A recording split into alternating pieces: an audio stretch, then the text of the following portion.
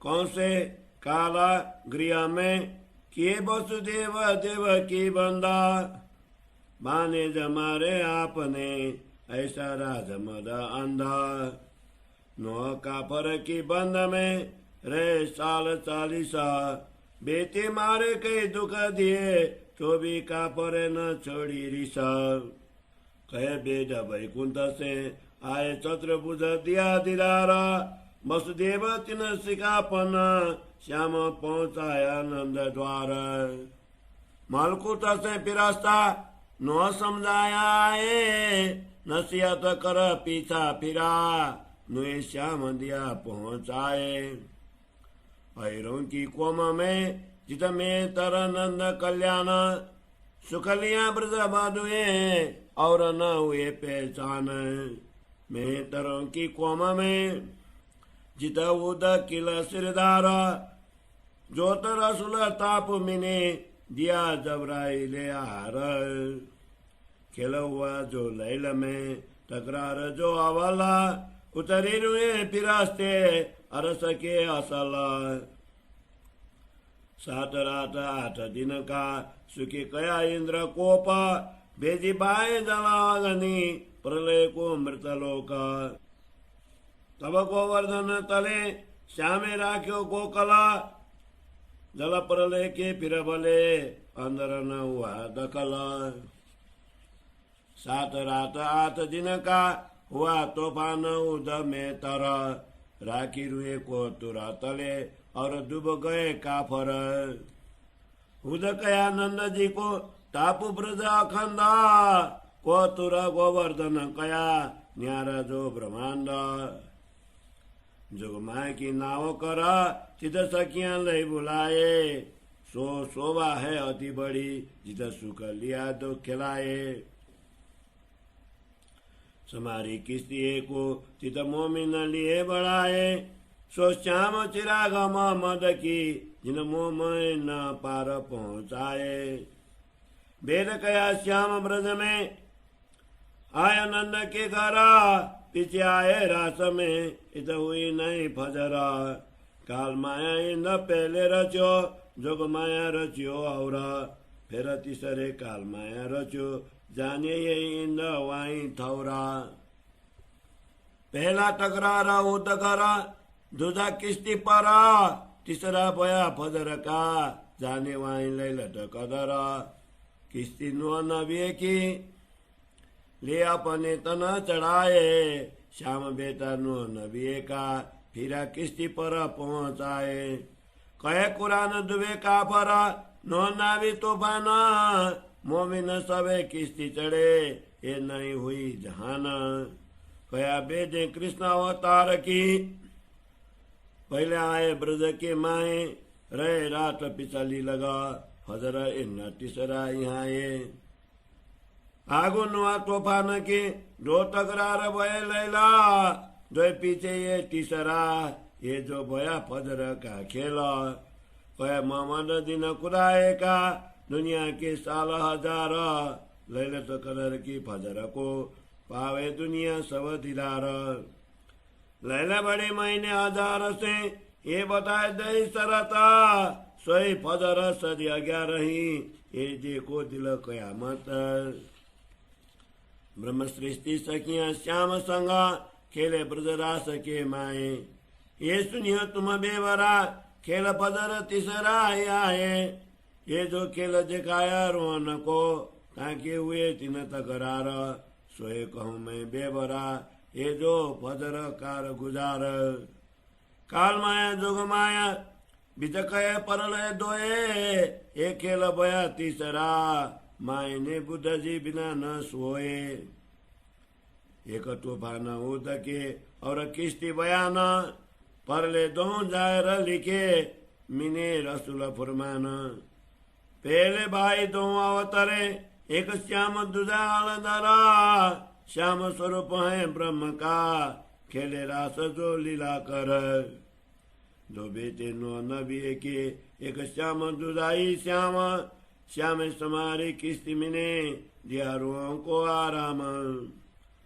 हलधरा तम नारायण जो आया हिंदुस्तान साब कया इन्वन का संग गीता भागवत ज्ञान बेटा नु नबी का कया हिंद का बाप ही श्याम सो तूफान के पीछे आए हिंद मुकाम श्याम रास से बरारब ल्याया साहेब का फुरमाना हकीकत अखंड धाम की तिन बांधी सब जहान सो बुद्ध जी सुर असुर न पे लेसी बेद कते वछिन कया सुराई मेट के जैसी सब की ना बाप फारस रूम आरब का कहे फुरमाने श्याम फुरमान ल्याए वास्ते रसुल दराया नाम वेद कते व सवन पे लेसी चिन्ह बुद्ध जी खोल मायने देसे मुक्त बिच बैठ ब्रह्म सृष्टि एक किताब मोहम्मद मेदी पे जाकी करे मुसाफर सिबता सो मोहम्मद मेदी खोलसी आकर अपने बीच उमत अवतार तले विष्णु के विष्णु करे श्याम की सिफता इन बीच लिखा वेद में सो आए श्याम बुद्ध जीता लिखे अनेकों बुजुर्गियां पैगंबरों के नाम ये मुकर्रर सब मोहम्मद पे सो मोहम्मद कया जो श्याम तीर्थंकरों सब खोजिया और खोज करे अवतार सो बुजुर्गी कहाँ रही जो कायम न खोले द्वार अवतारो इत क्या किया जो दैन बका की सुता तोलों द्वार मुझे रहे आए खोले बिजावी नंद बुद्ध सिबत सब पैगंबरों की माया लिखी अल्लाह कलाम उमत सबे रानी गई किन को दिया पैगाम लिखी बनाए पैगंबरों तिनकी कहाँ गए नसियाता अजुन ठाड़ी उनकी उमते देखो पत्थर आग पुजत करी किताबे मन सुख हुए जमाने रद्द ना मोमिन पीछे तूफान के जो लोग आकर आए मोहम्मद रात बड़ी है रास की कई सुख और अभ्यास ता भी लीला अखंड ब्रह्म सृष्टि प्रकाश मृतलोक और स्वर्ग की ब्रह्मा और नारायण रात रात के बीच में ये चारों दरम्यान रात रहे कदर की बहुत बड़ी सोए फिरत चरागे न में चांद सुर ये दोए ब्रह्म लीला तीनों ब्रह्मांड की सो जाहिर होसी सुख ब्रह्मा दे मुक्त सब दुनि को ब्रह्म सृष्ट लेसी कदम मोमिन तीनों तकरार में जाहिर होसी लैलत कदरा एक दिन होसी दुनि में सुख कायम भगत फजरा ब्रह्म सृष्टि प्रेम लक्ष्य में कुमारी का ईश्वरा तीसरी जीव सृष्टि दुनिया वेद कहत यूं कर खास रुए उमत की और अमत की तीन इस्लाम और तीसरी आम खलक ये तीनों कहे अल्लाह कलाम ब्रह्म सृष्टि अक्षरातीत से ईश्वरी सृष्टि अक्षर से जीव सृष्टि वैकुंठ की ये जो गफलत में रुए उमत कई लावती और फिरस्ते जबरूती और आराम रुए उमत कई लावती और फिरस्ते जबरूती और आम खलक तारीकी से सो सब कुन से मलकुती बुद्ध ने कलंक आए के मारा कले जुग कर से दूरा असुराई सौमेत के देसी मुक्त अजुरा बिजावे नंद बुद्ध जी लिखी यही शरत ब्रह्म सृष्टि जा रहो के सबको देसी मुक्ता इसे की लम से होशी सवे एक दिन ये हजार को मार के देसी सब एक न शरण रज ब्रह्म सृष्टि की तुण थके त्रैगुण कई विधा करी तपस्या यूं के वो तवेद वचन करसी पाक चौदे तब को लावती उमता देसी विस्ता सवन को ऐसी कुरान में सिफत बरस मास और दिन लिखे शरत भात बिड सब बढ़ाए ब्रह्म सृष्टि की ये जो लीला होत है अब। साल मास और दिन लिखे कौल क्या मता की काटा सिपत उमत मोमिनो ये जो जाहिर होत आकृत। बीजाविनंद बुद्ध जी और अन्य कलंक अवतार कायम कर से सब दुनिया त्रिगुण को पहुंचावे पार। मोहम्मद में दियावसी और ईसा जरता ले ईसा विस्त देशी सब कायम कर सी न सरत। अकन होत नहीं तो जाहिर और जाहिर सुख ब्रह्म बुद्ध बीजाविनंद जाहिर जाहिर कुआते दुनि के कर्म। विस्तवसित जाहिर और जाहिर दोदका काजी कदाइत जाहिर और जाहिर वसी समूह का। कई हुए ब्रह्मांड कई हुए सी पर ये लीला न हुई कब। विलास बड़ो ब्रह्म सृष्टि में सुख नयो पसर सी अब।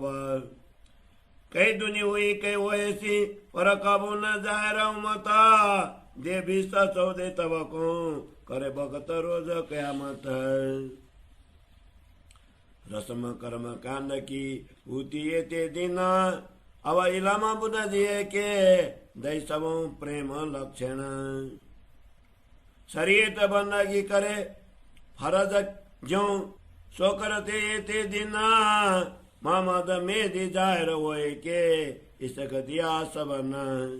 पहचान बुद्ध निया कलंका और पहचान ब्रह्म सृष्टा या की अस्तुता निगम करे किन सुन्या न जे क्या दृष्टा।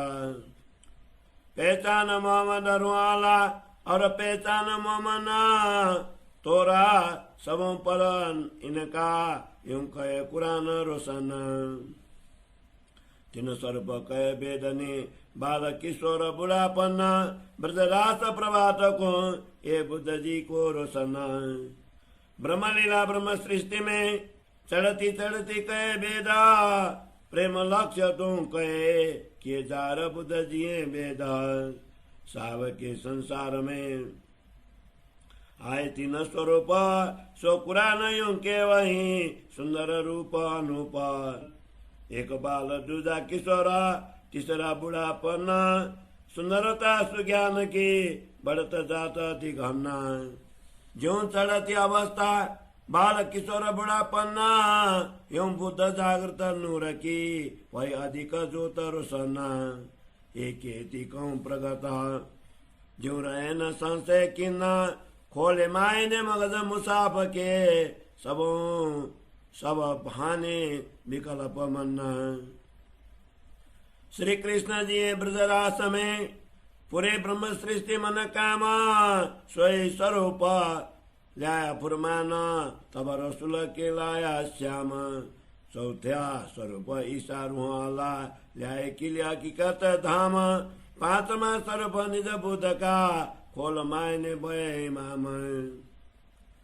ये भी पांच स्वरूप का ये भी वरा माए पुराना जो कछु लिख्या भागवत में सोई साक फुरमान। यही बड़ी इशारत इमाम की पहचान सबको सब समझावही सो केवत है कुरान। वेद कहे बुद्ध इन पे और बुद्ध सुपना यही सबको जगाए के देसी मुक्त त्रैगुण। हिंदू कहे धनी आवसी वेदों कया आगम कया हमारा वैसी साहब आगे हम। मुसलमान कया आवसी सो हमारा कसमा लेके आए कतिब में आगे नबी हमारा हम। ईसा अल्लाह आवसी कहे किताब फिर गाना किली बिस्तर जो यहाँ पे खोला देसी नसरान। यूं लड़के लौका जुदे हुए पर कसम न होए दोए रब आलम का न तरे सो सिर पद के कोए। यूं सब जाहिर पुकारही कोई मायने न समझता ये मायने मगज इमाम पे दूजा कौन खोले मार्फत। यूं आए तीनों स्वरूप तरधर जुदे नाम सो कारण ब्रह्म उमत के गुजजार किए अलाम। सुर असुर अध्यापके करत लड़ाई दोए, ए द्वेष साहेब बिना मिट न सके कोई। द्वेष जो लाग्या पेड़ से सब सोई करे पकड़ा, साधो द्वेष मिटावने उपाय थके कर कर। कई अवतारों बल किए कई बल किए तीर्थंकारा, द्वेष अध्यापी न मिट्या कई फिरस्ते पे मर। साब आए न जिमी कारज कारणे तिना, सो सब का झगड़ा में तके या दुनिया या दिन। ब्रोड सुर असुर को दूजे जाडे पैगंबर आवरा, बेद कते व छुड़ावने तनी आए न थौरा। दो बेटे रुआ अला के एक नसली और नजरी, भाई लड़ाई न वास्ते मसनंद पैगंबरी। बेद आया देव न पे असुर न पे कुराना, मुल मायने उलटाए के कई जार किए तूफान। मेतन लड़ाई बंधन की और जादे पैगंबरा, तनी आए बेद छुड़ावने ये तीनों बातें चित धर। जहाँ कौन दिला जिन भात को तासो मिले तिन बेदा, मन चाया स्वरूप होए के कारज किए सब सीधा। सो बुद्ध इमाम जायर भये तब कूले सब कागत, सुख तो साँचो को दिए और जूते हुए सब रद। वेदांत गीता भागवत दैया इशारता सब खोला, मगज माए ने जार किए माए गुजाते जो बोला। अंजीर जम्बुर तौरेत चौथी जो पुरकान, ए माए ने मगज गुज थे सो जार किए बयान। एक कागद उमत ब्रह्म सृष्टि को शोभा आई तिन पासा, माए ने न रोशन किए तब जूते भय निराश। जब कहानी जायर भय और अरस उमत, सब किताबे रोशन भई उगी फजर मार्फत। कहे का पर असुर एक दूसरे करते लड़ाई मिला, फुरमान जब रोशन भया तब पाक हुए सब दिला। रात अंधेरी मिट गई हुआ उजाला दिन, रबालम जार भये सुर असुरों ग्रह चरण। हंसी हुई अति बड़ी छूतों बड़ी जलना, मेला अति बड़ा हुआ आकर सुख सबन। बिना सुख कोई न रहा सब मन काम पुराना, अंधेरी कछु न रही भय चौदे तब करो सन। महत तो अहम उड़्यो जो परदा ऊपर त्रैगुना, सो सब बीच द्वैत के निराकार निरंजन सुन। वचन थके सब इतलों आगे चले न मन सावात, सुपन सृष्टि को जे शास्त्रों पर पाया न अखंड घर साँच। अक्षर ब्रह्म जायर किया जित उत्पन्न फिरस्त नूरा, कर जबराइल जबरूता जो नियचल सदा हजुरा। और धाम अक्षरातीत नूर तजला रसा, रुआ बड़ी ब्रह्म सृष्टि की जो है अरस परस। ये लीला सब प्रगट करी मोहम्मद ईसा बुदाए, ये तीनों स्वरूपों मिल के सबको दिए जगाए। विस्तदई सबन को चढ़े अक्षर नूर की दृष्टा, कायम सुख सबन को सुपन जीव जो सृष्टा। दूजी श्रेष्ठ जो जबरूती जो ईश्वरी कही, अधिक सुख अक्षर में दिल नूर सुबह रही। और उमत जो लावती ब्रह्म श्रेष्ठ कर धाम, इनको सुख दिखाए के पूर्ण किए मन काम।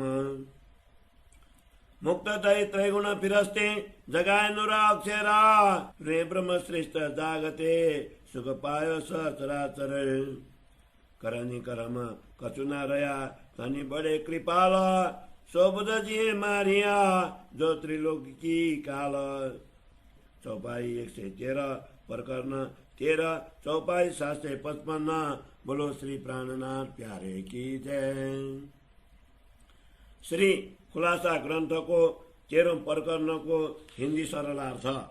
श्रीमद् भागवत में उल्लेख है कि राजमहल में अंधा बना हुआ कंस ने वसुदेव और देवकी को कारागृह में बंदी बनाया एवं स्वयं अपने पांडवों को मार डाला। कथेव ग्रंथ में भी इसी प्रकार उल्लेख है कि नूह पैगंबर अविश्वासी कुरु राजा के बंधन में 40 वर्ष तक पड़े रहे। उस आतताई ने नूह पैगंबर के पुत्रों को मार डाला और उनको अनेक यातनाएं दी, तथापि उसका कोप शांत नहीं हुआ। वैदिक धर्म ग्रंथ श्रीमद् भागवत में उल्लेख है कि श्री कृष्ण जन्म के समय चतुर्भुज भगवान विष्णु ने वैकुंठ से आकर कंस के कारागृह में वसुदेव देवकी को दर्शन दिया और वसुदेव को उपदेश दिया। तद अनुसार वसुदेव ने श्री कृष्ण को गोकुल में नंद बाबा के घर पहुंचा दिया। कथेव ग्रंथ में कहा है कि मलकुट से फरिश्ता ने आकर नूह पैगंबर को श्याम की सुरक्षा के लिए समझाया। इस प्रकार उपदेश देकर उस फरिश्ता ने लौटने पर नूह पैगंबर ने शाम को निर्दिष्ट स्थान में पहुंचाया। श्रीमद् भागवत के अनुसार यादव अहिर समुदाय में, जहाँ पर नंद बाबा तथा कल्याण जी अग्रणी माने जाते हैं, श्री कृष्ण का प्रादुर्भाव हुआ। ब्रजबधुओं ने ब्रजलीला में उनके आनंद प्राप्त किया, परंतु अन्य लोगों को श्री कृष्ण के स्वरूप की पहचान नहीं हुई। इधर कथेव ग्रंथों के अनुसार मेतर समुदाय में खुद पैगंबर और किल अग्रणी माने जाते थे। प्रलय के समय टापू में आए हुए अपने लोगों को जिब्रील की सहायता से रसूल ने आत्मिक आहार प्रदान किया। इस महिमामयी रात्रि लैल तुल कद्र के प्रथम खंड अव्वल तकरार अर्थात ब्रज की लीला में अखंड धाम से ब्रह्मात्माएं तथा ईश्वर सृष्टि अवतरित हुई हैं। श्रीमद् भागवत के अनुसार ब्रजमंडल में 7 रात और 8 दिन तक आदि के साथ वर्षा हुई। उसे सुखदेव मुनि ने इंद्रकोप कहा है। उस समय मृतलोक का प्रलय करने के लिए पवन, अग्नि और जल को भेजा गया था। उस समय श्री कृष्ण जी ने गोवर्धन पर्वत को उठाकर गोकुल गांवों को सुरक्षित रखा। यद्यपि प्रलय का जल चारों ओर फैल गया, किंतु ब्रजमंडल के अंदर जल की एक बूंद भी प्रविष्ट न हो सकी। कथेव ग्रंथ में उल्लेख है कि हुद पैगंबर के नगर में 7 रात और 8 दिन तक भयंकर तूफान आया। उस समय श्रेष्ठ आत्माओं को कहतुर पर्वत के नीचे रखकर उनकी रक्षा की, जबकि अधर्मी काफिर लोग डूब कर मर गए। श्रीमद् भागवत में वर्णित नंद बाबा को ही कुरान में खुद पैगंबर कहा है और अखंड ब्रजमंडल को टापू तथा गोवर्धन पर्वत को कोहतुर कहा है। ये सभी स्थान इस नश्वर ब्रह्मांड से परे हैं। कुरान का और कथानक है कि नूह पैगंबर अपने लोगों को नाव में चढ़ाकर सुरक्षित टापू में ले गए थे। यह कथानक भी श्रीमद् भागवत के साथ साम्य रखता है। योगमाया की नाव में सखियों को बैठाकर श्री कृष्ण ने उन्हें अपने पास वृंदावन में बुलाया। उस चिन्मय वृंदावन की शोभा अनुपम है, जहाँ पर आनंदमयी रासलीला रचाई गई। योगमाया की नाव बनाकर ब्रह्मात्माओं को उस पर बैठाया गया। वस्तुतः वे श्याम परमात्मा ही मोहम्मद के आत्मा चिराग स्वरूप हैं, जिन्होंने मोमिनों को पार पहुंचा दिया। वैदिक ग्रंथ श्रीमद् भागवत में कहा है, श्याम सुंदर श्री कृष्ण ब्रजमंडल में नंद जी के घर अवतरित हुए हैं। तदुपरांत वे रास मंडल में आए, जहाँ पर प्रभात हुआ ही नहीं, अर्थात रासलीला निरंतर रूप से चलती रही। ब्रजलीला के लिए कालमाया के ब्रह्मांड की रचना पहले हुई, फिर उसके बाद रासलीला के लिए योगमाया के मंडल की रचना हुई। रासलीला के उपरांत पुनः कालमाया के ब्रह्मांड प्रतिबिंब ब्रज की रचना हुई है, किंतु सभी को यही लगा कि यह वही ब्रह्मांड है और लीला का स्थान भी वही है। कतिपय ग्रंथों में लैलतुल कद्र के प्रथम खंड में हूद पैगंबर के घर का उल्लेख है। दूसरे खंड में नूह पैगंबर के नाव पर बैठकर बाग में पहुंचने के उल्लेख है। इसी प्रकार तीसरे खंड में प्रभात की लीला का उल्लेख है, किंतु सभी लोगों को यही लगा कि वही लैलतुल कद्र निरंतर चल रही है। नूह पैगंबर द्वारा बनाई गई नौका पर अपने अंगारूपा रूहों को बैठाकर नूह नबी के बेटे सामने उस किश्ती को पार पहुंचाया। कुरान के अनुसार नूह पैगंबर के नगर में आए हुए तूफान में अविश्वासी लोग डूब गए और मोमिन नौका पर चढ़कर पार पहुंचे। पश्चात नई सृष्टि की गई। वैदिक ग्रंथ श्रीमद् भागवत के अनुसार श्री कृष्ण जी पहले ब्रजमंडल में अवतरित हुए। रात में हुई रासलीला तक वे वृंदावन में रहे। तत्पश्चात प्रभात से तीसरी लीला जागनी का शुभारंभ हुआ। कुरान के अनुसार नूह तूफान के समय लैलतुल कद्र के 2 खंड व्यतीत हो गए। तत्पश्चात तीसरे खंड में प्रभात का खेल रचा गया। कुरान में रसूल मोहम्मद ने उल्लेख किया है कि खुदा का एक दिन संसार के 1000 वर्षों जितना होता है। लैलतुल कद्र के तीसरे खंड अर्थात प्रभात के बेला में संसार के सभी प्राणियों को परमात्मा के दर्शन होंगे। रसूल मोहम्मद ने परमात्मा खुदा की एक रात्रि को 1000 महीने से भी अधिक लंबी बताया और यह वचन दिया कि खुदा का एक दिन और एक रात व्यतीत होने के पश्चात अर्थात 11वीं शताब्दी में प्रभात होगा। उसी को कयामत का दिन समझना। ब्रह्म सृष्टियों ने श्री कृष्ण जी के साथ ब्रजा और रास की लीलाएं की।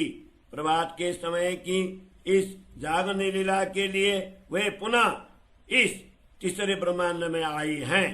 हे ब्रह्मात्माओं, तुम उनका विवरण सुनो। कामधनी के ब्रह्मात्माओं को संसार का खेल दिखाया। उनके 3 चरण ब्रज, रास और जागनी कहे गए हैं। उनमें से यह तीसरी जागनी लीला तारतम ज्ञान के प्रभात में हो रही है। अब मैं उसका विवरण कह रहा हूँ। काल माया और योग माया, इन दोनों के बीच 2 बार जगत का लय हुआ। पुनः जागनी लीला के लिए तीसरे ब्रह्मांड की रचना हुई। बुद्ध जी के बिना इस रहस्य को कोई भी स्पष्ट नहीं कर सकता। कुरान में खुद पैगंबर के समय में आए हुए तूफान का वर्णन है और नूह तूफान के समय नौका पर चढ़ाकर मोमिनों को बचा लेने की भी चर्चा की गई है। इस प्रकार रसूल ने 2 प्रलयों का स्पष्ट उल्लेख किया है। श्रीमद् भागवत अनुसार ब्रजमंडल में 2 भाई अवतरित हुए। उनमें एक श्याम श्री कृष्ण है और दूसरा हलधर बलभद्र है। उन दोनों में श्याम ब्रह्म के स्वरूप है जिन्होंने रासलीला रचाई। इसी प्रकार कुरान में भी नूह पैगंबरों के 2 पुत्रों का उल्लेख है। उनमें से एक श्याम तथा दूसरा हिशाम है। उन दोनों में से श्याम ने तूफान के समय नौका को संभाला और श्रेष्ठ आत्माओं को उसमें बैठाकर सुख आराम प्रदान किया। हलधर बलराम शेषाई नारायण के आत्मा अर्थात संकर्षण व्यूह माने जाते हैं। वे भारत भूमि में प्रकट हुए। उनको हिंदुओं में मूर्धन्य माना गया है। वे ही वेद व्यास के रूप में भागवत तथा गीता का ज्ञान लेकर आए हैं। कुरान के अनुसार नूह पैगंबर के पुत्र हिशाम को भारत भूमि का जनक कहा है, जो नूह तूफान के बाद भारत में आकर रहने लगे। रासलीला के पश्चात श्याम श्री कृष्ण रसूल मोहम्मद के रूप में परमात्मा का संदेश लेकर अरब देश में आए। उन्होंने परम धाम का वृत्तांत कहा और संसार के लोगों को सराय में के बंधनों में बांध दिया। अब वही श्री कृष्ण बुद्ध जी निष्कलंक बुद्ध के रूप में प्रकट हुए हैं। वे हिंदुओं से वैदिक कर्मकांड और मुसलमानों से कुरान निर्दिष्ट सराय छीन लेंगे। यह भी कहा है कि वे आसुरी वृत्ति को दूर कर परब्रह्म परमात्मा के प्रति विश्वास दिलाएंगे। कुरान में ईसा अरब, इटली, रोम आदि देशों के पिता के रूप में शाम का उल्लेख किया है। परमात्मा का आदेश लेकर आने के कारण उनको ही रसूल मोहम्मद भी कहा है। शास्त्रों में कहा है कि श्री कृष्ण जी बुद्ध जी के रूप में प्रकट होकर वेद तथा कदेव ग्रंथों के बाह्य अर्थ को मानने को परंपरा दूर करेंगे तथा ब्रह्म सृष्टियों में बैठकर उन ग्रंथों के गुप्त रहस्यों को स्पष्ट करते हुए जयकार सुरु गर्नुहुन्छ प्राणजीको। प्राणनाथ प्यारे की जय। साथीले लगाउनु भएको यो जयकार आज सबैले लगाउन थाल्नुहुन्छ, सबैजना गाउन थाल्नुहुन्छ। आज हमारे घर राज पधारे आनंद अपार रे, धन्य भाग्य हमारे हो, धन्य धन्य भाग्य हमारे। आज हमारे घर कृष्ण पधारे आनंद अपार रे, धन्य धन्य भाग्य हमारे हो, धन्य धन्य भाग्य हमारे। आज श्रृंगार आरती उतारूं,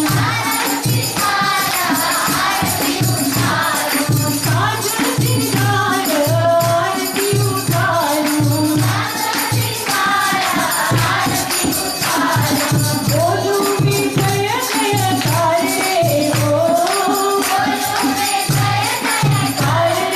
हो, धन्य धन्य भाग्य हमारे हो, धन्य धन्य भाग्य हमारे। प्राणनाथ प्यारे की जय हो, प्राणनाथ प्यारे की जय हो, प्राणनाथ प्यारे की जय हो, प्राणनाथ प्यारे की जय हो, बैष्णो महारानी की जय हो, बैष्णो महारानी की जय हो, प्राणनाथ प्यारे की जय हो, प्राणनाथ प्यारे की जय हो, प्राणनाथ प्यारे की जय हो, प्राणनाथ प्यारे की जय हो, बैष्णो महारानी की जय हो, बैष्णो महारानी की जय हो, प्राणनाथ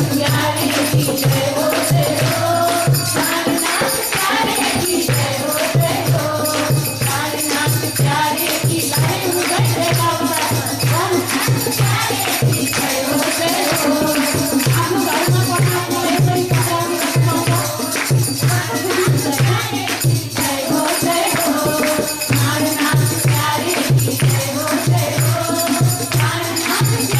की जय हो, प्राणनाथ प्यारे की जय हो, प्राणनाथ प्यारे की जय हो। कृष्ण कन्हैया लाल की धुमधामसँग लाँदै हुनुहुन्छ। पाल्कीमा आफै उठाएर लानुभएको छ। चोपडाको हवेली दरबार आइपुगेपछि अब भित्र लानुभन्दा अगाडि छत्रसालजीले भन्नुभयो एकछिन सुन्दर साथी अहिले भित्र गइहाल्ने होइन, स्वामीजी र भाइजू महारानीलाई यहाँ भित्र लानको लागि पाउडा बिछाउनु पर्छ भनेर छत्रसालजी महाराजले के गर्नुभयो, हतार पाल्कीलाई अलिकति अगाडि त्यो चबुतरामा वृक्ष भएको ठाउँमा चौरीमा राख्नुभयो। राखेर के गर्नुहुन्छ, आफ्नो शिरमा लगाएको जुन त्यो राजाको पगडी थियो, राजसी पगडी त्यो थियो, त्यसलाई के गरिदिनु भयो, यो पगडी मेरो परमात्मा स्वरूप प्राणनाथजीको चरणमा पर्यो भने बल्ल यो राजाको भएर मैले लाएको यो पगडीको शोभा हुन्छ। यो पगडी मेरो स्वामीजीको सेवामा, मेरो श्री कृष्णजीको सेवामा भनेर ल लगाएको त्यो शिरको पगडीलाई हतार हतार खोल्नुहुन्छ, दौडेर लिएर जानुभएको दरबारतिर जाँदाखेरि अगाडि नै नयाँ पगडी बिचिसकेको रहेछ। कृष्ण लाल की लिएर जानुभएको कसैले पाउँदैन, दरबारमा कसैलाई थाहै छैन होला भनेको त छत्रसालजी पनि फेल खानु हो। यहाँनिर चाहिँ यो फेल बनाउनेवाला चाहिँ को भने यो बाइजु महारानी हुनुहुन्छ। कृष्ण लाल की अहिले बिचमा पो बाइजु महारानी भेटिनु भएको छ त केही थाहा नपाए जस्तो गरी प्राणजीलाई लिन जानुभएको बाटोमा बाइजु महारानी यहाँ आएर अघि बाइजु महारानीले के गर्नुभएको छ, त्यो किलकिला नदी अमराई घाटमा मात्रै कहाँ बस्नुभयो र छत्रसालजी मिल्नुभयो, शाकुन्दल सखी मिल्नुभयो भन्ने खबर एक दुईजनाले अघि अस्ति भेट्ने बित्तिकै ल्याइसक्नुभयो बाइजु महारानीलाई। अनि पर्खेर बस्नुहुन्छ अब प्राणजी यहाँ आउँदै हुनुहुन्छ दरबारमा भन्ने सबै कुरा थाहा छ। चोपडाको हवेली र बाइजु महारानी सुन्दर साथलाई राखेर प्राणजी जानुभएको थियो दरबारमा। त्यो ठाउँ धेरै टाढा होइन, मौ दरबार चाहिँ टाढा हो। प्राणजी जहाँ छत्रसालजीसँग भेट गर्नुभयो त्यो चाहिँ निकै टाढा छ, तर बाइजु महारानी र अहिले पत्राउनी गर्दै गरेको राजाको दरबार चाहिँ टाढा छैन। 15-20 मिनटमा हिँडेर जाँदाखेरि पुगिन्छ। बाइजु महारानीलाई खबर भइवरी यहाँ आइवरी राजाको दरबारमा भएका रानीहरूलाई जगाइवरी त्यहाँका रानीहरूको सेविकाहरू त्यहाँ भएका सबैलाई प्राणजीको विषयमा सत्सङ्ग गरेर विराट चर्चनी परमधाम ब्रजराजको वर्णन गरेर पुरै आउनेवाला प्राणनाथजी भनेको चाहिँ हाम्रो श्री कृष्ण हो, हामीलाई परमधाम लिएर जान आउनु भएको हाम्रो साक्षात सद्गुरु श्री देवचन्द्रजी महाराजको भित्र आउनुहुने श्री कृष्ण पूर्ण ब्रह्म परमात्मा हो भन्ने ज्ञान बाइजु महारानीले दिइवरी पक्का गराइवरी आउनेवाला चाहिँ हाम्रो पनि पति हो, प्राणपति हो, श्री कृष्ण हो भन्ने यहाँको रानीहरूलाई यति प्रेम आइसकेको छ क्या अघि थाहा छैन छत्रसालजीलाई चाहिँ। कृष्ण लाल की मैले मात्र मेरो जीवन प्राणजीमा समर्पित गरे, धर्ममा समर्पित गरे, श्री कृष्णजीमा समर्पित गरेको मक्ख परेर आउनुभएको मलाई मेरो धनी मिल्नुभयो, मेरो प्रिया परमात्मा मिल्नुभयो श्री कृष्ण भनेर खुसी भएर आफै पगडी बिछाउँछु, पौडाको रूपमा ओछ्याउँछु परमात्माको चरण स्पर्श गर्न भनेर आत्तिँदै आउनुभएको त उहाँभन्दा पहिला बाइजु महारानीले उहाँको धर्मपत्नी रानीहरू हुनुहुन्थ्यो,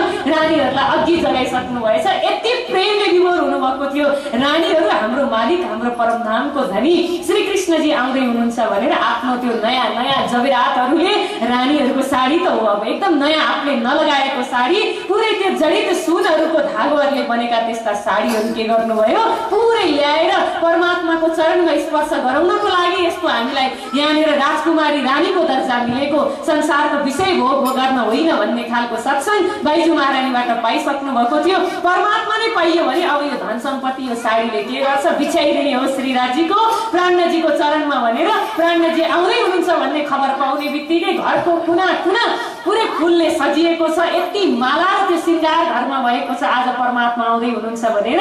अनि त्यो सिंहासन प्राणजी र बाइजु महारानीलाई राख्ने सुन्दर सिंहासन, चाक्ला, छत्री, त्यो मुकुटहरू लगाउने त्यो पगडीहरू तयार गरेर साक्षात नै परमात्मा आज आउँदै हुनुहुन्छ नि त दरबारमा।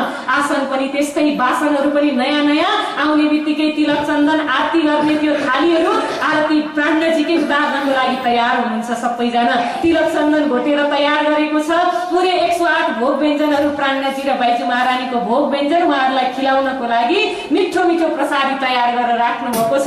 केही थाहा दिनु भएको छैन, भित्र कोठामा छुपाएर राख्नु भएको छ। त्यो पाउना र सिंहासन चाहिँ तयार देख्नुभयो छत्रसालजीले, झसङ्गै हुनुभयो होइन यो के भयो यहाँनिर घरमा, म भन्दा अगाडि अरू कसरी भयो भनेर छक्क पर्नु हो। जानुभएको त्यो एकदम महँगो महँगो साडीहरू किन रानीहरूले यहाँ बिछायो भन्दा झिक्दै फ्याँक्दै आफ्नो पगडी बिछाउँदै गर्न थाल्नुभयो छत्रसालजीले। कृष्ण कन्हैया लाल की, सद्गुरु महाराज की, मेरो धामधनी श्री कृष्णजीलाई परमात्मालाई म मेरै पगडी बिछाउँछु, रानीहरूको साडी बिछाउन दिन्न, उहाँको चरण मेरै पगडीमा पर्नुपर्छ भनेर उहाँले के गर्नुभयो भएको जति पाउडा साडी निकालेर आफ्नो पगडी लामो बनेर त्यो राख्ने जहाँ लगेर आरती उतार्नु छ प्राणजीको त्यो सिंहासनसम्म लगेर त्यो पगडीलाई बिछाउनु भयो पाउडाको रूपमा। बिछाउनु खोज्नु भएको त्यो रानीहरूको साडी सबै झिकेर फ्याँक्दैपछि त के भयो जति सिंहासनमा पुर्याउनु खोज्छु भने पनि हुन त त्यो 12 हात लामो छ नि अब छ न त पगडी, तर के गर्नु त्यो 5 हातको जग्गा पनि छैन, पुग्दैन त्यहाँ जति गरे पनि पुग्दैन, जति लानु खोजे पनि केही गर्दा पनि सिंहासनसम्म उहाँको पगडी पुगेन। प्राणजी बाहिरबाट हेरिरहनु भएको छ क्या, परमात्माको प्रेममा पनि झगडा हुँदैन, द्वन्द्व हुनुहुँदैन, एक दिल्ली हुनुपर्छ। एकजनाले कसैले सेवा गरेको छ भने त्यसले सेवा गर्यो, मैले चाहिँ सेवा गर्न पाइनँ भन्दा त्योसँग रिसाउनु हुँदैन, त्यसले गर्यो भने राम्रै गर्यो, राज्यको सेवा गरेको त हो नि, उसले गरे पनि मलाई आनन्द आइरहेको छ भन्ने हुनु चाहिँ यो परमात्माको धामको हाम्रो दिनचर्या हो। एउटाले सेवा गरेको देखेर अरूलाई रिस उठ्यो भने चाहिँ यो चाहिँ संसार हो नि त धर्मभित्रको। फेरि कृष्ण कन्हैया लाल की, कुरो गाह्रो छ नि धर्म भनेर कहाँ भएर धर्मभित्र पनि माया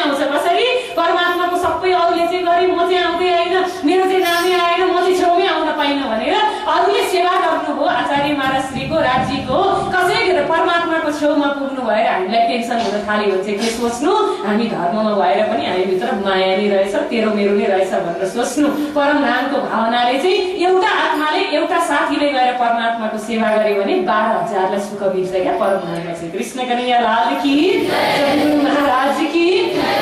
प्राज्ञजीले कथा चर्चा गरेर त ल्याउनु भयो, छत्रसालजीले ठिक टाइम आएपछि उहाँको पनि बुद्धि के भयो, अरूले त अरूले गरेको पाउडा र अरूको प्रेम त प्रेमै होइन जस्तो, म मात्र प्राज्ञजीलाई प्रेम गर्छु जस्तो नि अब ल्याएर के गर्नु हो, अरूले बिछाएको त्यो पाउडा जति निकालेर फ्याँक्नु हुन्थ्यो त हुँदैन थियो, त्यही माथि बिछाइदियो भए त भइहाल्थ्यो नि होइन। यो चाहिँ परमधामको प्रेम आनन्द लिएर रानीहरूले मेरो भन्दा अगाडि आएर यसरी पाउडा बिछाउने हो भन्ने खालको भावना आयो, मै गर्छु हो जस्तो लागेको लाग्न त तर अलिकति अहङ्कार जस्तो भएर प्राज्ञजी महाप्रभुको भित्र श्री कृष्णजी हुनुहुन्छ, विचार गरिहाल्नु हो। छत्रसालजीलाई दुखी बनाउनु हुँदैन, रानीहरूलाई पनि दुखी बनाउनु हुँदैन। अब छत्रसालजीको त्यो पाउडा पुरै पुग्यो भने त्यो फ्याँकिएको साडी जस्तो छ, उहाँहरूलाई दुःख लागेन, आफ्नै पतिदेखि रिसाएर भन्दै झगडा गर्नु थाल्छ, अनि यहाँ त के धर्मको कुरो हो र झगडा हो गरेपछि त होइन भनेपछि प्राज्ञजीले विचार गर्नु हो। जबसम्म ल्याएर छत्रसालजीले त्यो फ्याँकेको साडी छ नि आफ्नो पगडी पनि बिछाउनुहुन्छ, त्यो फ्याँकेको साडीहरूलाई लिएर आएर जबसम्म त्यो पाउडा सिंहासनसम्म पुर्याउनुहुन्न तबसम्म त्यो पाउडा उहाँको पगडीले पुग्दैन, जति गरे पनि पुग्दैन। हजारौँ पल्ट गर्नुभयो तर पनि नपुगेपछि त्यो फ्याँकेको त्यो साडी, त्यो पहिलाको पाउडा जुन थियो त्यसलाई ल्याएर त्यहाँ बिछ्याउनु हो, अनि बिछ्याएपछि पाउडा उहाँको पगडीले पनि पाउडा पुग्यो। अब शान्ति हो, रानीहरू पनि खुस, बाइजू महारानी हाँसिरहनु भएको छ, रानीहरूतिर हेरेर छत्रसालजीलाई थाहा छैन हजुरहरूको कुरा भनेर त यति बाटो हुनुहुन्छ राज्यको प्रेममा मस्त बनाउनको लागि बाइजू महारानी।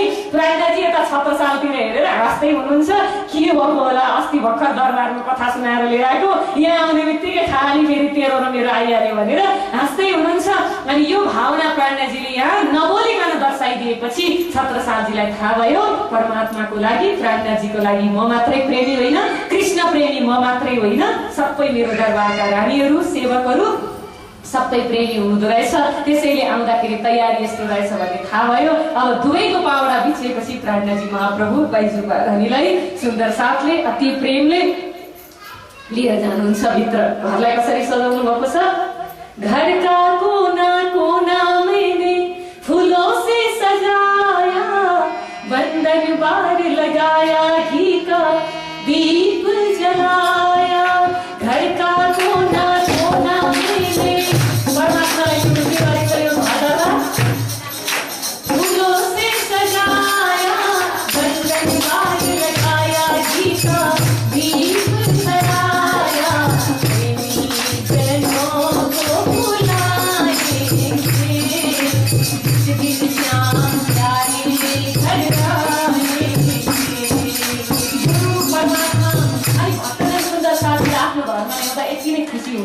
यस्तो खुसीले ल्याउनुपर्छ। अरू त कति मायाका त कति आए कति गए होइन, परमात्माको सन्देश लिएर आउने त कोही मात्र हुन्छन्। कृष्ण कन्हैया लाल की। आएपछि म के गर्छु, जमुना जल के धार से प्रभु की शरण पठाऊं, हाथ घुमाऊं, लाल लगाऊं, भोग लगाऊं, जमुना जल के धार से प्रभु की शरण पठाऊं, हाथ घुमाऊं, भोग लगाऊं, लाल लगाऊं, फैलाएंगे जिस दिन श्याम प्यारे घर आएंगे, जिस दिन श्याम प्यारे घर आएंगे। यस्तो प्रेमले सजाउनु, भित्रको त्यो प्रेम नै फुल बनेर घरमा सजिनु होइन, अनि भित्रको त्यो श्रद्धा विश्वास नै पुरै त्यो भोग प्रसादी बनेर सबैतिर नाचिरहेको खुसी भइरहेको वातावरण हुनु, त्यहाँ आफ्नो गुरुलाई ल्याउनु, आफ्नो परमात्मा दर्शाइदिने सद्गुरुलाई घरमा पधराउने गर्नु, जगतगुरु महाराजलाई घरमा ल्याउनु, श्रीराजी महाराजको स्वरूपलाई घरमा पधराउने गरेर दिनरात उहाँको उपस्थिति मेरो घरमा छ भनेर मन्दिर राम्रो सजाएर कुनामा माथि एउटा त्यो स्टोर हुने ठाउँमा केही काम लाग्दैन भनेर त्यहाँ लगेर परमात्मालाई नराखेर घरको सबैभन्दा राम्रो कोठा, सबैभन्दा राम्रो परमात्मामा को नजर पुग्छ त? त्यो अरू आफू भने चाहिँ सजाएर राखेर त्यस्तो होइन। परमात्माको कोठा सबैभन्दा राम्रो कोठा परमात्मालाई दिएर सिंहासन राखेर राजस्यमाजी राधा कृष्णजीको स्वरूपलाई आफ्नो घरमा पधराउने गरेर दिन रात सेवा पूजा गरेर बस्दा कति मजा होला होइन? कृष्ण कन्हैया लाल की कति आनन्द आउँछ। संसार त यो माया त कति राख्यो कतिलाई खुसी बनाइयो, केही पाउने होइन। आखिर त्यो परमात्मालाई राख्ने जसले परमात्माले बस्ने घर बनाइदियो। अहिले त हाम्रो त उसलाई भन्ने त घरै छैन हाम्रो घरमा त। कहीँ पनि सुन्दर साथीको घरमा नि कहीँ जाँदाखेरि यस्तै हो। अब के गर्नु, अब सबै कुरो गर्दा गर्दै एउटा छोरालाई अलिकति एउटा कोठा चाहियो, अर्को छोरालाई अर्को कोठा गर्दा गर्दै परमात्मालाई राख्ने चाहिँ फुर्सदै छैन रे, भ्याकै छैन रे, सिंहासन अर्डर दिएकोहरू मिलेदेखि कहिलेदेखि हो। कृष्ण कन्हैया लाल की, सद्गुरु महाराज की। परमात्मालाई सबै कुरो गरेर टाइम पुग्ने क्या हाम्रो घर गृहस्थमा चाहिँ सबैजना त्यस्तै हो। अहिले घरमा अवलम्बीहरू आफू बस्ने सबै कुरो छ। परमात्मालाई चाहिँ एउटा सानो त्यो बाक्सा जस्तोमा अलिकति एउटा केही त्यसो राखिदिएर क्या जस्तो गरे नि हुने। आफ्नो लागि चाहिँ स्ट्यान्डर्ड खाने ठाउँ त्यस्तै छ, थाल त्यस्तै छ, झर्केको थाल होइन, अनि त्यो बनाउने भान्सा त्यस्तै छ, आफू बस्ने त्यो सुत्ने खाट त्यस्तो छ, ओढ्ने ओछ्याउने त्यस्तो छ। परमात्माको लागि त हो नि, प्रेम भइहाल्छ भने एउटा यसो सानो कपडालाई 4-5 वटा बनायो अनि त्यो पनि कहिलेदेखि राखेको हुन्छ, धोकै हुँदैन। कृष्ण कन्हैया लाल की, सद्गुरु महाराज की। स्ट्यान्डर्ड चाहिँ आफ्नो लागि मात्र, जसले यस्तो स्ट्यान्डर्ड घर बनाए उसको लागि चाहिँ एउटा कहीँ जग्गा छैन। बल्ल त्यो माथि अलिकति घर बनाएर रको जग्गा हुन्छ नि स्टोर, त्यहाँ गएर परमात्मालाई राम्रोसँग उठेर आरती सेवा पूजा गरेर पनि मिल्दैन। कृष्ण कन्हैया लाल की, सद्गुरु महाराज की। प्रत्यक्ष परमात्मालाई बनाउनु हो भने सबैभन्दा राम्रो मैले लाएको भन्दा राम्रो परमात्मालाई लाउनु। यदि मसँग केही छैन, गरिब छौँ भने फेरि ठिक छ, मेरै भित्र परमात्मा हुनुहुन्छ भन्दा पनि सेवा हुन्छ। अब आफू चाहिँ सानले हिँडिया छ, लगाइन्छ त्यस्तै, हजारौँको गहना लगाइन्छ त्यस्तै, बसिया छ करोडौँको सम्पत्ति लिएर, अनि परमात्माको लागि केही छैन बनाउनु भएन गरिन भने त कहाँ हुन्छ? आफ्नो लागि चाहिँ बेलुकाको लागि भोजन छैन भने चुप लागेर बसिन्छ। परमात्माको सिंहासन छैन र घरमा परमात्मा हुनुहुन्न भने शान्तिले सुत्नु चाहिँ कसरी त्यो अर्को खाटमा गर? कृष्ण कन्हैया लाल की, सद्गुरु महाराज की। परमात्मालाई सुताउने बसाउने खाट छैन, च्यादर छैन, ओढ्ने छेउरी छैन भने आफू चाहिँ गएर त्यहाँ गएर सुत्नु कसरी, निन्द्रा आउँछ कसरी? परमात्मालाई भोग लगाउने राम्रो थाली छैन भने राम्रो थालीमा भोजन हामीलाई रुच्छ चाहिँ कसरी? घरमा विचार गर्नु त। प्रत्यक्ष परमात्मा बनाउनु हो भने है, अब पूजा गरिदिएको हो भने त जे गरे भइहाल्छ। कृष्ण कन्हैया लाल की, सद्गुरु महाराज की। यो घरमा प्राणजीलाई चाहिँ प्रत्यक्ष ल्याउँदै हुनुहुन्छ, साक्षात परमात्मा प्राणनाथ श्री कृष्णजीको रूपमा। त्यसैले यो घरको कुना कुना फुलले सजिएको छ, दीपको त बारेको लगाएको छ, दियो बालेर बार लगाएको छ, पुरै त्यो दीपको ज्योतिले घर उज्यालो भएको छ। हर जग्गामा त्यो प्राज्ञजीको स्वरूपलाई परमात्मा सम्झेर चरण पखाल्नको लागि जमुना जल ल्याएर त्यहाँ राखिएको छ, तिलक चन्दन तयार गरिएको छ। साक्षात भाव हो क्या यो, परमात्मालाई प्रत्यक्ष देख्ने हो। परमात्मा हुनुहुन्न, अँध्यारो हुनुहुन्छ, निराकार हुनुहुन्छ भन्नेको होइन। यो चाहिँ भक्ति परम्पराको परमात्मालाई आफ्नो बनाउने यो शैली हो। कृष्ण प्रणामी धर्म यो भक्ति परक धर्म हो, यो ज्ञान परक धर्म होइन। ध्यान गरेर मात्रै पनि हुन्छ हुन त मानसिक रूपले, तर हामीले भित्र भएको त्यो परमात्मालाई बाँचुन्जेल त्यो परमात्मा घरमा हुनुहुन्न भने, हाम्रो बिचमा हुनुहुन्न भने कसरी बाँच्नु जस्तो हुन्छ क्या। त्यो भक्त बाँच्न सक्दैन नि त भित्र मात्र राखेर। अनि आफू बसेको घरमा पनि, आफ्नो त्यो भान्सा घरमा पनि हर जग्गामा त्यो परमात्माको स्वरूप राखेर आनन्दले खाँदा पनि बनाउँदा पनि उहाँलाई भोग लाग्ने चिज मात्रै बनाएर, उहाँले खाने चिज बनाएर अनि त्यसरी खाने, त्यसरी आफ्नो जीवन चलाउने चाहिँ त्यो एउटा असली परमात्मालाई प्रत्यक्ष मानेको भक्तको त्यो अनुभव हो। त्यस्तै खालको यहाँनिर उपस्थिति छ। महामती स्वामी श्री प्राज्ञजी महाप्रभुलाई घरमा राजाले ल्याउँदै हुनुहुन्छ। राजा भनेर होइन, मेरो राजालाई चाहिँ ल्याउँदैछु, परमात्मा मेरो राजा हो भनेर पालकीमा बोकिओरी ल्याउनु भएको, तयार भयो, घर सजिएको छ, फुलै फुलको सुगन्धले एकदम मगमग आउने दरबार बनाउनु भएको छ। बाइजू महारानी र रानीहरू मिलेर घरको माताजीको काम हो घरको राज्यको मन्दिरको श्रृंगार गर्नु। कृष्ण कन्हैया लाल की। पिताजीहरूले त्यति भ्याउनुहुन्न, अनि उहाँहरूलाई त्यो बच्चैदेखि नअरेको भएर जाँगर पनि लाग्दैन होला। उहाँहरू बसेर एकदम मजाले पाठ गर्नुहुन्छ, कमाएर ल्याइदिनुहुन्छ, सबै कुरो गर्नुहुन्छ नि। त्यो सबै कुराबाट बचाएर आफ्नो लागि गहना बनाउनु होइन क्या, राज्यको श्रृंगार जोड्नु। कृष्ण कन्हैया लाल की। पतिले घरमा पैसा कमाएर ल्याइदिनु भएको हुन्छ नि, त्यसबाट के लुकाएर एउटा नयाँ साडी किन्छु भनेर राख्नुहुन्छ होला, अनि अलिकति एउटा राम्रो अहिले नयाँ नयाँ चलन चल्तीमा चलेको गहना बनाउँछु भनेर लुकाएर राख्नुहुन्छ होला। त्यो केही काम लाग्दैन, एक दिन लुटेर लगिदिन्छ। राम्रोसँग नाच्छु उहाँ पशुपतिमा गएर तीजमा भनेर जानुहुन्छ, जाँदाखेरि बाटोमा एउटाले लुट दिन्छ, जीवनभरिको त्यो खुसी नै लुटिदिन्छ। के गर्नु त्यो गहना बनाएर होइन। बरु मेरो घरमा अरू केही नभए पनि कसैले केही नगरे पनि मेरो गहना बेचेर भए पनि म के गर्छु, मेरो परमात्माको सिंहासन बनाउँछु, मन्दिर बनाउँछु। त्यो घर नै धाम हुन्छ क्या, मन्दिर हुन्छ। कति आनन्द आउँछ त्यो घर छोडेर कहीँ जानु पर्दैन, दिन रात परमात्माको सानिध्यता पाइन्छ। राम्रो बागा वस्त्र ल्याउनु, बजार जाँदाखेरि साडीहरू कम पैसाले किन्नु होइन, घरलाई एक्स्ट्रा पैसा कहाँ चाहिन्छ र? हाम्रो त्यो मन नभएको मात्रै हो। घरमा त्यो अरबौँको सम्पत्ति करोडौँको सम्पत्ति लगाएर घरको अरू त्यो सिमेन्ट ढुङ्गा माटो जोड्न सकिन्छ। राज्यको लागि भन्दा चाहिँ त्यो इन्जिनियरिङ प्लानिङ बनाउँदा यो राज्यको कोठा भनेर प्लानिङ गर्न सकिँदैन। त्यति चाहिँ नभ्याएको हो, अरू सबै भ्याएर। कृष्णको लाल की, सतगुरु महाराज की, प्राणनाथ प्यारे की।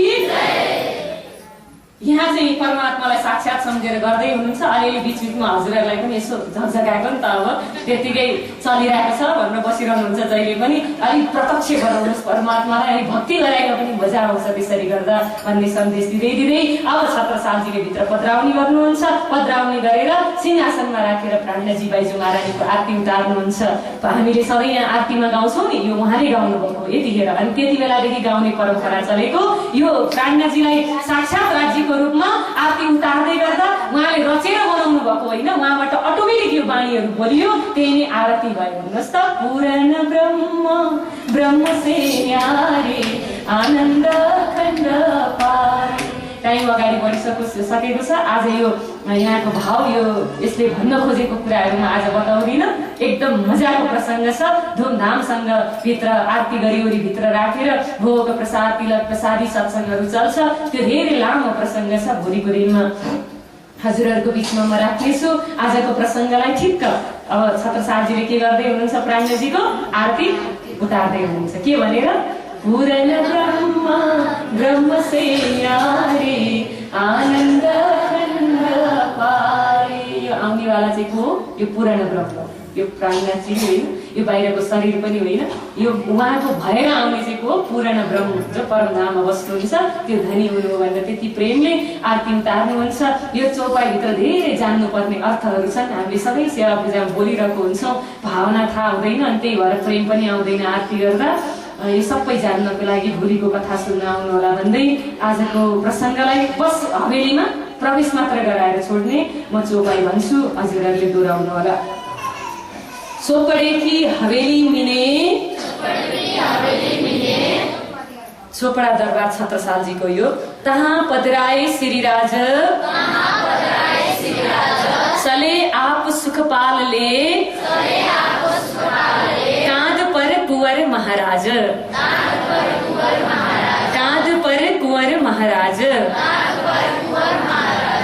आफै काँधमा त्यो पालकीलाई लिएर छत्रसालजीले लिएर जानुभयो। घरमा अब पधराउनी गरिसकेको छ, आरती उतारिँदैछ। सबै कार्यक्रम पुरा भएको छैन है पधराउनीको।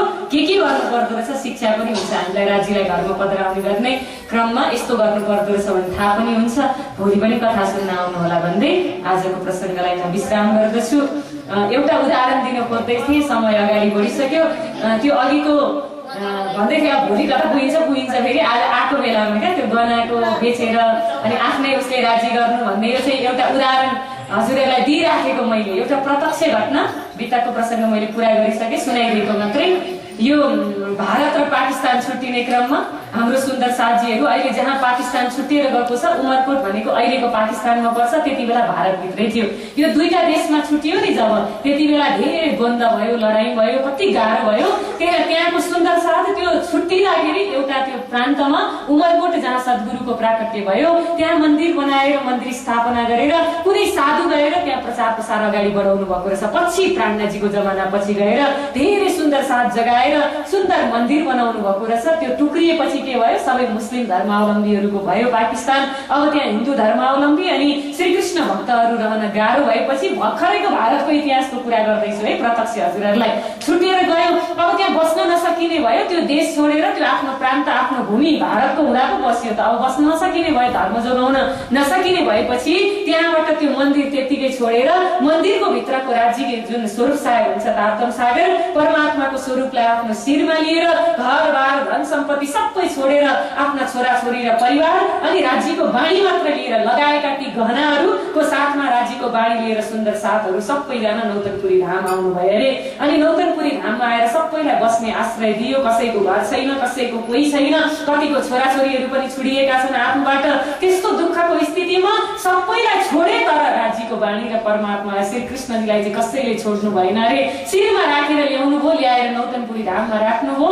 राखिसकेपछि पछि धेरै समय नौतनपुरीमा बसिसकेपछि अब व्यापार बिजनेस गरेर के गरेर घर पनि चलाउनु पर्छ, अगाडि अन्तै गएर बस्नुपर्छ, तीर्थमा मात्रै भार बन्नु हुँदैन भनेर त्यहाँबाट आउने जति ती पन्जाबी सुन्दर साथहरू आएर उहाँहरूले एउटा ठाउँ रोज्नु भएछ। अहिले दिल्लीको छेउमा जयपुर भन्ने ठाउँ छ, त्यहाँ आउनु भयो अरे।